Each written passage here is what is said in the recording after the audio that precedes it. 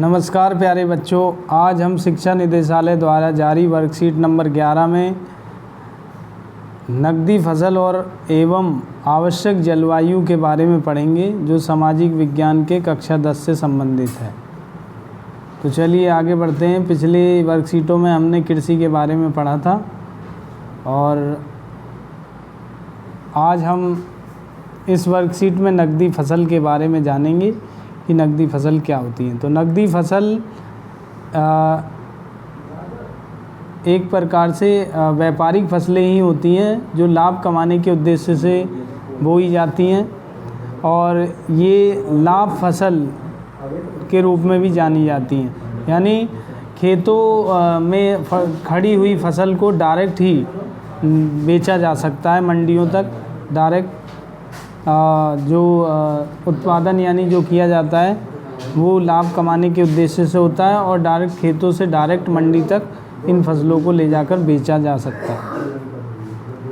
चलिए आगे बढ़ते हैं। तो कौन कौन सी नकदी फसल हैं, जैसे चाय, कॉफ़ी, गन्ना, रुई, रबड़ आदि, ये सब क्या हैं, नकदी फसलों में आती हैं। नीचे एक तालिका दी हुई है जिसमें कई नकदी फसलों का उल्लेख किया गया है और उनके बारे में कुछ आवश्यक जलवायु के बारे में भी दर्शाया गया है। तो जैसे चाय है, चाय एक उष्णकटिबंधीय पौधा है, यानी ये ऐसे क्षेत्रों में बोई जाती है जहाँ उष्ण जलवायु के साथ साथ समान बारिश की भी आवश्यकता होती है इसमें। और चाय की फसल मुख्यतः पहाड़ी ढलानों वाली भूमि क्षेत्रों में की जाती है, जहाँ पर उचित जल निकास वाली भूमि की आवश्यकता होती है, यानी जल उनकी जड़ों में ना बना रहे और जल भराव की स्थिति ना हो। चाय ऐसी स्थानों पर नहीं बोई जाती जहाँ जल भराव वाली भूमि होती है। यह एक उष्णकटिबंधीय जलवायु वाला पौधा है और भारत में चाय मुख्य रूप से असम, पश्चिम बंगाल आदि क्षेत्रों में बोई जाती है।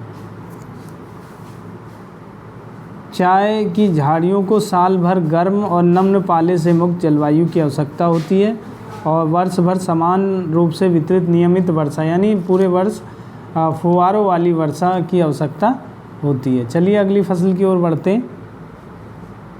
रुई, रुई यानी कपास।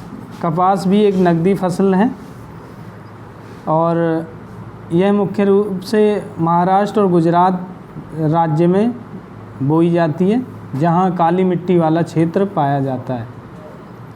तो कपास साल भर गर्म और नम्र पाले से मुक्त जलवायु की आवश्यकता होती है और ये दक्कन के पठार की काली मिट्टी में कपास अच्छी तरह से विकसित होती है, यानी काली मिट्टी में यह फसल बहुत उपयुक्त होती है और काली मिट्टी को रेगड़ मिट्टी के नाम से भी जाना जाता है। और कपास की खेती के लिए उच्च तापमान और हल्की वर्षा या सिंचाई अर्थात 210 ठंड मुक्त दिन होने चाहिए, तेज़ धूप की आवश्यकता होती है। चलिए अगली नकदी फसल की ओर चलते हैं। गन्ना, गन्ना एक उष्णकटिबंधीय और उपोष्ण कटिबंधीय फसल है, यानी एक बहुवर्षीय है, मतलब पूरे वर्ष भर चलने वाली फसल है, बहुवर्षीय फसल है और यह एक व्यापारिक फसल भी है और इसे नकदी फसल भी कहा जाता है। गन्ने की बुआई का जो समय है वो सर्वोत्तम समय अक्टूबर-नवंबर यानी शीत के समय, शरद ऋतु में, और बसंत ऋतु में यह फसल फरवरी और मार्च में लगानी चाहिए। गन्ने की फसल के लिए तापमान 21 डिग्री से 27 डिग्री सेल्सियस यानी के बीच औसत तापमान होना चाहिए और वर्षा 75 से 100 सेंटीमीटर के बीच होनी चाहिए और यह गर्म और आर्द्र जलवायु में अच्छी तरह से बढ़ता है, यानी अच्छी तरह से इसकी पैदावार होती है। चलिए अगली फसल क्या है, रबड़। रबड़ भी एक व्यापारिक फसल है और नकदी फसल भी है और ये भूमध्य रेखीय फसल है, यानी उष्णकटिबंधीय वाले क्षेत्रों में ये भी और उपोष्ण कटिबंधीय वाले क्षेत्रों में बोई जाती है। और इसके लिए वर्ष भर 200 सेंटीमीटर से अधिक वर्षा के साथ इसके लिए नम और आर्द्र जलवायु की आवश्यकता भी होती है और तापमान 25 डिग्री सेल्सियस से ऊपर होना चाहिए। चलिए, वर्कशीट में हमने इन बिंदुओं को देखा मुख्य। अब हम आगे प्रश्नों की ओर चलते हैं और देखते हैं क्या प्रश्न पूछे हैं। पहला प्रश्न है कि उस नकदी फसल का नाम बताइए जिसे वर्ष भर उच्च वर्षा की आवश्यकता होती है, यानी सबसे ज़्यादा बारिश। तो सबसे इसका आंसर है चाय।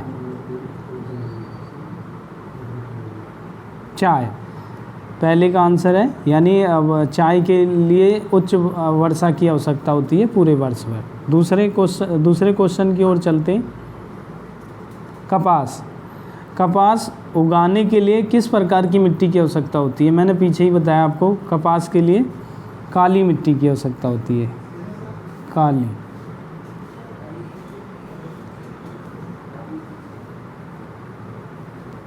काली मिट्टी की आवश्यकता होती है। अगला प्रश्न है प्रश्न 3। रबड़ की खेती के लिए भारत के किस राज्य की जलवायु उपयुक्त है? और आगे है, राज्य उच्चतम साक्षरता के लिए भी जाना जाता है, यानी वह राज्य हाईएस्ट एजुकेशन यानी शिक्षा के मामले में आगे भी है। तो कौन सा राज्य है?